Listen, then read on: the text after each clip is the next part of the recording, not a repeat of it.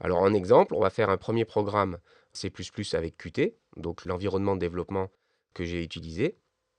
Donc l'environnement se présente comme ceci quand on vient de l'exécuter. Donc on va aller dans Fichier, Nouveau fichier ou projet, un projet non Qt, C++, on peut faire du C également avec ce logiciel. Ici, vous allez choisir un dossier dans lequel vous voulez faire votre premier programme, lui donner un nom. Bon, vous pouvez laisser les arguments par défaut. Voilà, vous voyez, le premier programme en fait est déjà mis par défaut. Vous pouvez changer éventuellement le message d'accueil. L'exécuter par la ligne ici, la commande. Vous voyez qu'il y a une étape ici de compilation qui se passe en arrière-plan. Donc on la laisse faire. Voilà, la première fois, elle est toujours un petit peu plus lente. Et l'exécution qui arrive. Voilà, on voit bonjour le C++ et on appuie pour fermer la fenêtre. Voilà notre premier programme de réaliser.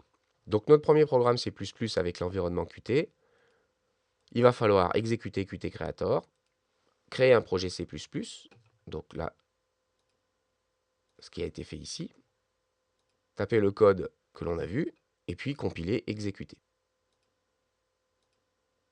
La syntaxe de base en C++. Donc le fichier source composé de texte brut, en général on utilise le codage ASCII qui est international et qui est du coup reconnu dans toutes les langues, quelle que soit la langue de votre système d'exploitation.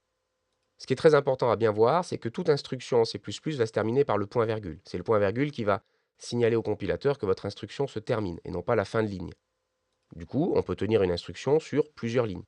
Par exemple, ici, cette instruction qui est sur une seule ligne, si je mets un retour comme ceci, c'est la même instruction pour le compilateur. Le retour chariot n'a pas de sens et c'est le point virgule qui va signaler que l'instruction se termine. Vous pouvez étaler comme ceci une instruction sur plusieurs lignes si vous le souhaitez pour aérer un petit peu le code. Vous pouvez inclure dans votre code source des commentaires. Les commentaires sont ignorés par le compilateur, ne vous servent qu'à vous pour comprendre un petit peu ce que l'on fait. On a deux façons de faire des commentaires en C++, soit un commentaire qui tient sur toute la fin de la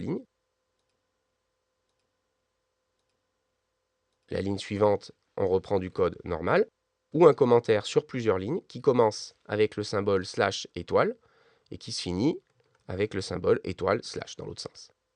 Et là, par contre, ce commentaire, qui est ouvert ici et fermé là, peut s'étaler sur plusieurs lignes. Vous voyez ici, l'environnement m'a changé la couleur pour les commentaires.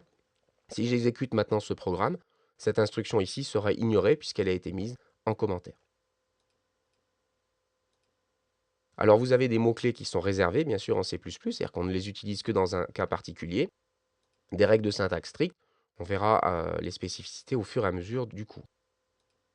Les blocs d'instructions sont encadrés par des accolades, ouvrantes et fermantes. On le voit ici sur le bloc composé par le programme. Il commence avec une accolade ouvrante, il finit avec une accolade fermante.